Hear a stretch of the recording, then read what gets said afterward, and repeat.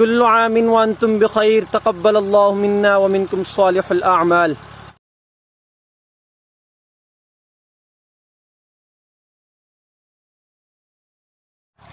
बिस्मिल्लाहिर्रहमानिर्रहीम। अस्सलामु अलैकुम ख़वातीन व हज़रात, उम्मीद है आप सब खैरियत से होंगे। जी अल्हम्दुलिल्लाह मैं भी ठीक हूँ। कुल्लु आमिन व अंतुम बिखैर तक़ब्बलल्लाहु मिन्ना व मिनकुम सालिहुल अअमाल। मफ़हूम कुछ यूँ बनता है कि अल्लाह ताला मेरे भी आपके भी हम सब के नेक अमाल को कबूल फरमाए और हर साल ईद हम तक इस तरह आए कि हम लोग खैरियत से हों। गाइस, मेरी तरफ से आप सबको बहुत बहुत दिली ईद मुबारक। सहाबाए किराम रिज़वानुल्लाह अलैहिम अजमईन जब एक दूसरे से मिला करते थे तो वो इसी तरह एक दूसरे को ईद मुबारक, ईद की खुशियों में शामिल करते थे। पीछे मेरे आप लोग देख रहे होंगे, ये जो आवाज़ आ रही है ये ट्रैक्टर चल रहा है। मैंने बहुत देर के बाद आज आपके सामने ब्लॉग करना शुरू किया है। इसकी वजह क्या है गाइस, वो भी मैं आप लोगों को बताता हूँ। थोड़ा सा हम लोग पहले दूर चले जाएं, इधर आवाज़ बहुत ज़्यादा है। तो गाइस सीन कुछ ऐसे है कि हर साल अल्हम्दुलिल्लाह तरावी के अंदर मैं कुरान पाक सुनाता हूँ। तो अल्हम्दुलिल्लाह इस साल भी अल्लाह तबारक व तआला ने सादत बख्शी, तो अल्हम्दुलिल्लाह कुरान पाक सुनाया तरावी के अंदर। और 29वें शब को यानी सेकंड लास्ट रोज़े को ये भी ख़त्म किया। और जब कुरान पाक आप सुनाते हैं आप इतना बिजी हो जाते हैं, इतना बिजी हो जाते हैं, क्योंकि सारा दिन आपने मस्जिद में सुनाना होता है। मैं मस्जिद में सुनाता हूँ या मस्जिद में ना भी सुनाना हो तो आप कहते हैं यार मेरी गलतियाँ ना आए, मेरी तैयारी अच्छी हो और लहजा अच्छा हो, खूब हो, तजवीद का बिल्कुल लिहाज रखा जाए, इन अच्छी से अच्छी तैयारी हो। उस वजह से गाइस टाइम बिल्कुल नहीं मिलता। दूसरी चीज़, इस साल एक चीज़ और भी थी, क्योंकि मेरी ग्रेजुएशन अल्हम्दुलिल्लाह कंप्लीट हो गई है, आप में से काफ़ी लोगों को पता होगा। तो इस साल क्या था कि मैं एक प्राइवेट कॉलेज में अल्हम्दुलिल्लाह मुझे अभी जॉब मिली है। तो मैं फर्स्ट टाइम पे तो जो पढ़ाने के लिए जाता था और 1-2 बजे वहाँ से वापस आना, 1 बजे तकरीबन वापस आता था, आके आराम किया, जोहर की नमाज अदा की, उसके बाद फिर सिपारा याद करता था। इसलिए स्केड्यूल बहुत बहुत ज़्यादा बिजी रहा। तो अब मैंने काफ़ी दिनों से यानी वर्डियाँ चल रही थी इतना, यानी कि मैंने कुछ स्टोरी सोचा हुआ था कि आपके सामने करूँगा, आपके साथ शेयर करूँगा, लेकिन गाइज इस कदर मसरूफियात की वजह से कि टाइम बिल्कुल नहीं मिल सका। तो मैं कंटिन्यूसली बोलते ही जा रहा हूँ, आपके पता नहीं क्या हुआ है। तो गाइज ये गंदम थी इस खेत में आपके सामने, ये सारी की सारी गंदम जो है काट ली गई है। ये चीज़ मैंने आपको दिखानी थी। आप लोगों ने सोशल मीडिया भरा हुआ था, आप लोगों ने देखा होगा जब वर्डी आती है तो हर किसान लोग, पूरी पूरी फैमिलीज आके वर्डी करती हैं, अपने काम छोड़ देते हैं। क्यों?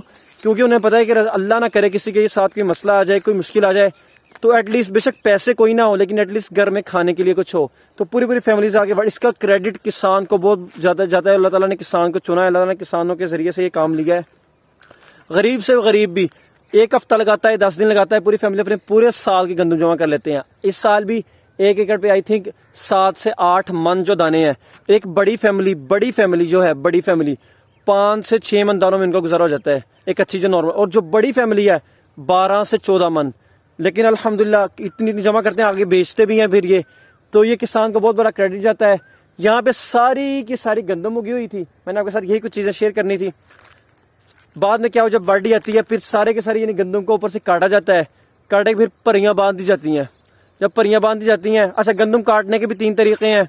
एक देसी तरीका जैसे वाडी की जाती थी, एक हार्वेस्टर के साथ है, और एक वेपर यानी कि जिसको रैपर कहते हैं, वेपर कहते हैं, यानी करा टाइप होता है, उसको फेरा जाता है उसके जरिए से। तो मुख्तलिफ तरीक़ों से लोग अपनाते हैं। अगर गंदम गिरी हुई ना हो फिर वेपर इस्तेमाल किया जाता है। अगर गंदम गिर जाए फिर हाथों के साथ ज़्यादा, वो उस साल हाथों वालों की मांग ज़्यादा बढ़ जाती है। हार्वेस्टर को तब इस्तेमाल करते हैं जब तूड़ी ना बनानी हो।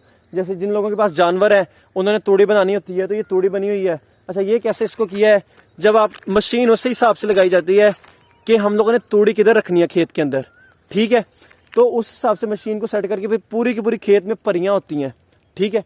तो फिर सारी की सारी परियों को जब बांध दिया जाता है एक सेंटर में, जो भी आप लोगों ने लोकेशन सेट करनी है, ठीक है, वहाँ पे आप लोग मशीन रख के फिर मशीन चलती है, यानी थ्रेशर चलती है। मैं कोशिश करूँगा आप वीडियो में एक आधी मुझे मिल जाएगी इंशाल्लाह, मेरे पास पड़ी हुई है, मैं इंक्लूड कर दूंगा साथ।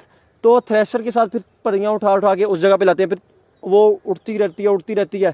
अच्छा, जिन दिनों में वर्डी फुल अरूज पे थी, यानी सिर्फ 4 से 5 दिन पहले की बात है, सारा का सारा कुछ दिनों के लिए इतना पोल्यूटेड हो गया था, बंदे को थोड़ा सा दूर भी जो है ना, जैसे यहाँ से गाँव में नजर नहीं आता था। यानी इस लेवल तक यानी इतनी वाडी और इतना मुशक्कत यहाँ पे बर्दाश्त होती है। जब वाडी होती है कहते हैं कि मोटे रह जाते हैं और हाथ और पहुँच यानी कि इनके ऊपर क्या दाने बन जाते हैं। पैसे बहुत बनते हैं किसानों के, पैसे बहुत बनते हैं, किसान के नहीं, यानी जो मजदूरों के ज़्यादा पैसे बनते हैं। वाडी में किसान को इतना फ़ायदा नहीं है, उसके कुछ रीजंस है। तो वो कभी इंशाल्लाह डिस्कस करेंगे। तो जब फिर आप लोगों को जब एक स्पेसिफिक जगह पे जब देखा जाता है इस जगह तोड़ी लगानी है, फिर उस जगह तोड़ी इकट्ठी हो जाती है, उड़ जाती है, लेकिन बुरा पूरे गांव में नहीं उस रुख में फैलता है। जितनी हवा चलती है घर भर जाती हैं, जब से वर्डिंग आई हुई है घरों से मट्टी खत्म नहीं होती। ठीक है, तो फिर आइए पास चलते हैं, मैं आपको पास जाके दिखाता हूँ। अच्छा, दूसरी चीज आपको बताऊं कि जब रमजान मुबारक नहीं आया था, आप यकीन करें मकई यानी कि मक्की कही दफा मक्की इतनी छोटी थी, इतनी छोटी मकई थी। आज आके देखा है अल्लाह के सब खेत के दूसरी तरफ नजर नहीं आ रहा कुछ, माशाल्लाह इतनी बड़ी हो गई है। अच्छा, जब हमारे पास जब ये देखें इस तरफ क्या होगा, मशीन का मुंह इस तरफ लगाया होगा। आप यहाँ पे अगर देखें ये सारा का सारा बुरा है, और ये नहीं कि सारा का सारा खेत भी भरा हुआ होगा। ठीक हो गया। जब फिर इसकी एक तय लगाई जाती है, फिर ये बिखरी हुई होती है, फिर इसको एक तरीके के साथ प्लेन किया जाता है, स्लोप इसके लिए बेस्ट वर्ड है, यानी फिर इसको एक स्लोप की फॉर्म में कर दिया जाता है। बाद में किया जाता है कि इर्द गिर्द थोड़ी सी मट्टी यानी कि जमीन से खोद के उसको पानी के साथ करके यानी कहानी बना के इसके ऊपर फेंका जाता है। अब वो मिट्टी बिल्कुल सूखी हुई है। अब इसको क्या करना है, अब इसको पैक करना है पूरा। पैक कैसे करना है, ये जो हमारे पास ये गंदम के ही हमारे पास होते हैं, इनको सिब्बे कह लो, आप जो मर्जी बोल लें। तो जाहिद भाई इन्होंने की बोली भला आप इन्होंने बेड़े, ये बेड़ों के साथ ना यानी कि फिर A1 करके इसकी पैकिंग कर दी जाती है। वो मैंने आपको लास्ट एक व्लॉग में दिखाया भी था।